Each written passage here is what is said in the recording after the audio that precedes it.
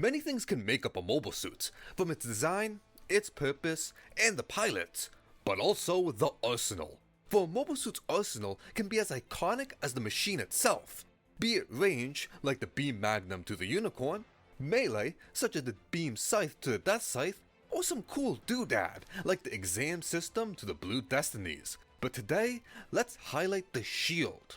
Well, yeah, sometimes a hunk of metal, these things have saved countless lives, and few have a little bit more than meets the eye.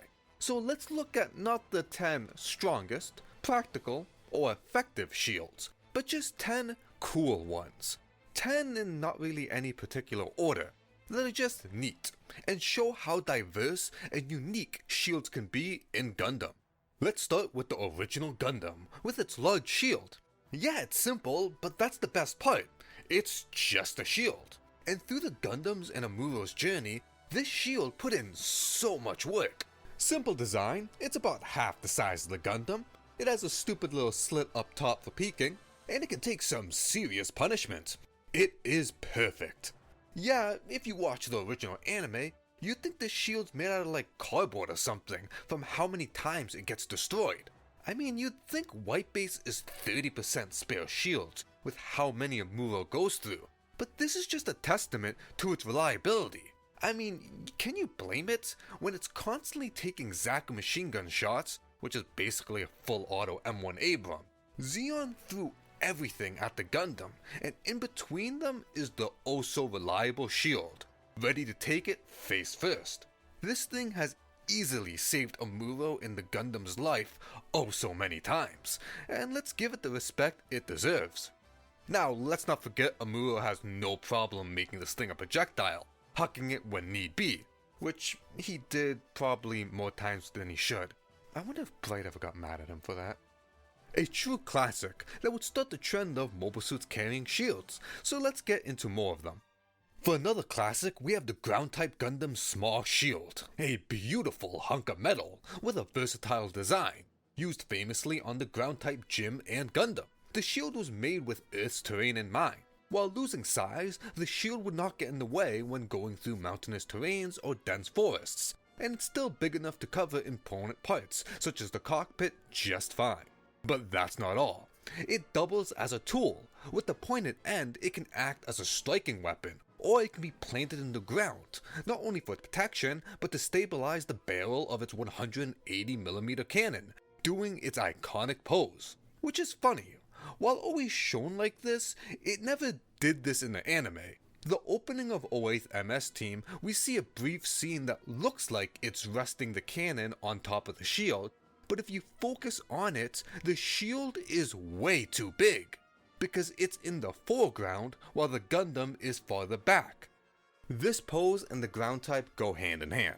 Be the old master grade that actually came with a little plastic bit allowing you to do this pose, or newer kits that actually show it can do it just fine without any assistance. It will forever do this pose because, well, it's really cool.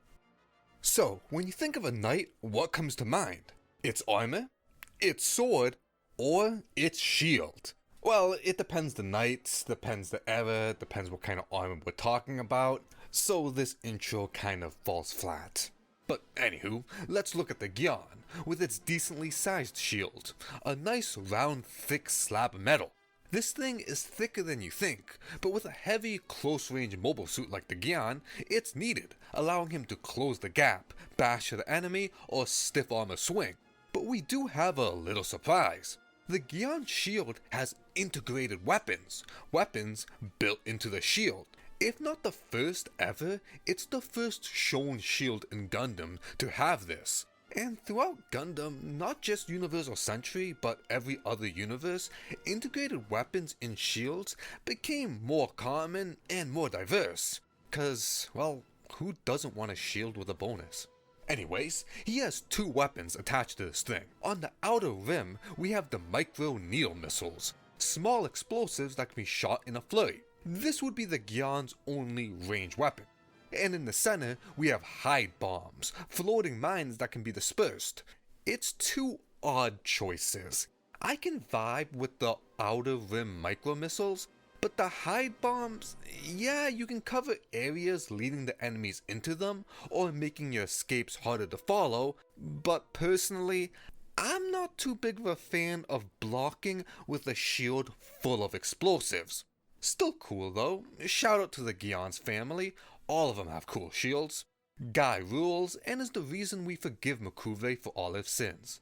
On to Iron-Blooded Orphans for a brutal entry.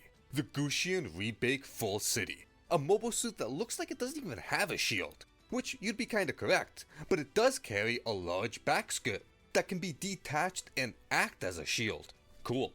But more importantly, this slab of metal opens up, becoming huge plier scissors, pinching and cutting mobile suits in half. A beautifully brutal combo, using the shield to close the gap, and once you're in hugging range, unleashing the little snip snip. Now, let's be honest, for those who know Akihiro, this thing's a bolt cutter first and a shield second, and even if it didn't transform, it would be a steel chair first, then a shield. Let's head to a universe that deserves more attention. After War Gundam X, we have the X Divider, with the Divider shield consisting of various salvage parts from mobile suits to warships, making a very unique shield. Its concept is simple, but in action, it's cool. The shield is rather long, with doodads here and there. Its first feature is, obviously, it's a shield, and it's a pretty good one. Let's just get that out the way first. It has an odd shape, but nice coverage. Next, and much more cool, is across the center it can open up, revealing powerful multi-barreled beam cannons, known as the Harmonica Cannon. These can fire individually or simultaneously for blade-looking projectiles, heavily increasing the X's firepower. Then, at the end of each side, we have large thrusters that the Gundam can use to increase its speed and mobility. It places the shield in front of it, and it will pull the mobile suit forward, allowing for goofy but effective mobility. When moving, it can hover across the ground, looking like it's being dragged by an invisible dog. It can do this one-handed, freeing the other for a weapon. But if you're feeling a bit traditional, you can also attach the shield to your back, acting as a backpack. While the X Divider no longer has its satellite cannons, you do gain a nice multi-tool that still provides heavy firepower, but with protection and mobility. So it's an okay trade-off. Now, sometimes bigger is just better, and that is best described with the Psycho Gundam, a monster of a machine with beam cannons in nearly every orifice of its body. This massive mobile armor carries a shield, because why not? When in Mobile Fortress mode, the shield splits in half and is on the side of this thing, but when in Mobile Suit mode, it combines, forming a shield. This monstrous shield is just that, a shield. You'd think belonging on a mobile armor, it would have a lot of doodads, things, trinkets, plenty of shenanigans, but no, it's just a shield, which is awesome. It's the novelty of carrying a huge-ass shield that I love. This thing is about half the size of the Psycho. The Psycho is 40 meters tall. A 20-meter tall shield is bigger than the Gundam. A shield that big and thick will do its job just fine blocking incoming fire, and with how big he is, it's a hard target to miss. You know, every time you look at it, you think it does something else, but nope, just a regular shield. No beam cannons, no eye fields, no missiles, just a shield. Does make a good blunt object though. Moving to something much smaller, we have the Red Rider from Gundam Aggressor. It can use the ground type shield, but we're not here for that. We're looking at its other shield, that just looks like a slab of metal. You could say at a glance it's a lightweight, large, simple looking shield. But it's got a beautiful surprise. The edge swings open and deploys a massive Buster beam sword. The Zwillhinder is just that, a huge beam buster sword, about the size of the Red Rider. It has 3 cooling capsules inside, allowing for a longer deployment, but when they run out the shield will overheat. It can be held by a handle up top, making it look like more of a traditional sword, or it can be deployed while still attached to the forearm. And as a positive side note, the enemy has no idea that this is a buster sword, till it becomes a buster sword, which only happens in face stabbing distance.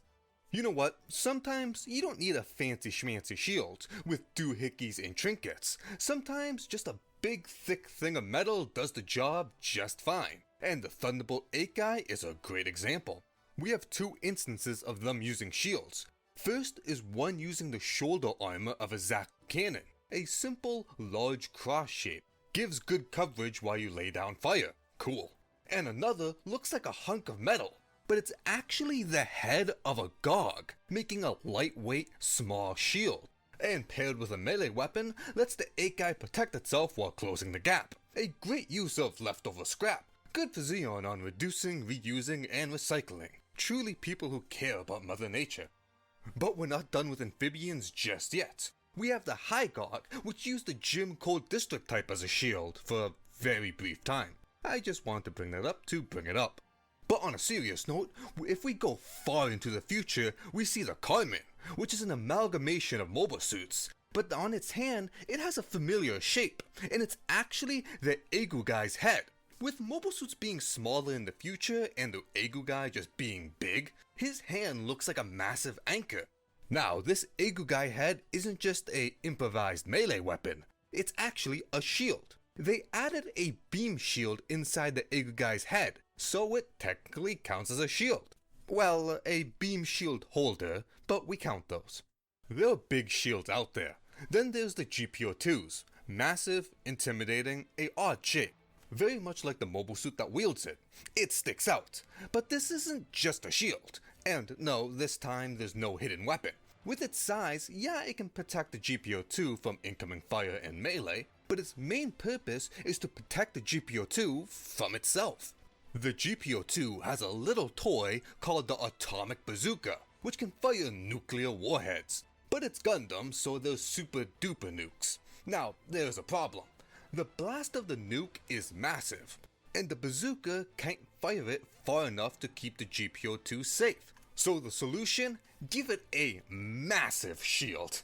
This intimidating refrigerator is the only thing keeping the GPO2 from not being obliterated from its own attack. So this is a shield you kinda don't want to use as a shield too much, since if it's heavily damaged, you can't safely fire your nuke.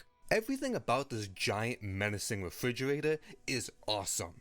And with every shield, you have to trust it that it's going to protect you, but this is especially so with this thing, because you just gotta cross your fingers that this thing can eat a nuke. Alright, let's finally head to 00 with the movie Awakening the Trailblazer for the 00 Quanta, a really thin looking guy with a massive back-mounted shield. It can move freely around and can tank hits from beam shots and warships. It also houses his Gyan sword bits, 6 remote-controlled Gyan blades, when not in use are stored around the shield, but can be deployed and controlled with the user's mind via quantum brainwaves. They're sent out to ram the enemy. They also have hidden handles that the Quanta can hold if need be. But if you have an itch for something big, all the blades can form together around his Gyan Sword 5 to greatly increase its sword and rifle mode, making a Buster Sword or Buster Rifle. But it's not just for offense. The bits can enter shield mode, floating around the Quanta, creating a Gyan field for even more protection. The shield's also equipped with its own Gyan drive, allowing it to quickly resupply the Gyan bits when stored. And it's used to power its Gyan beam cannon on top of the shield. But there's still more to talk about. We have the twin drive system, where the shield moves to the back, making the mobile suit and the shield's Gyan drive touch. This strengthens and increases the amount of Gyan particles produced. This opens up even more things. And let's not forget, the Quanta can teleport. At this point, I'll be covering the whole machine, but this all involves, in some way, its really cool shield.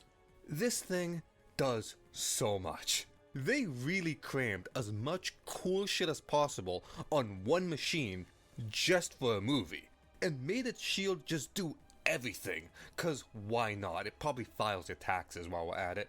I highly recommend Awakening of the Trailblazer. Not just for this guy, it's a great movie overall, but also for the Brave Commander. But now we've come to the end, and this is just the surface. Gundam has been around for a while. There are so many shields, I can easily name 10 more. We can even narrow it down even more and do 10 melee shields, 10 shields that shoot. There is that many. But that's it for today. If you want to see more, tell me below. But thank you for watching, and thank you for sticking around to the end. Much appreciated. I don't think people really understand how much info is out there. Hell, I can talk about 10 unique head weapons. There is that many different shit in Gundam. Anywho, take care, have a good one, and hope to see you next time.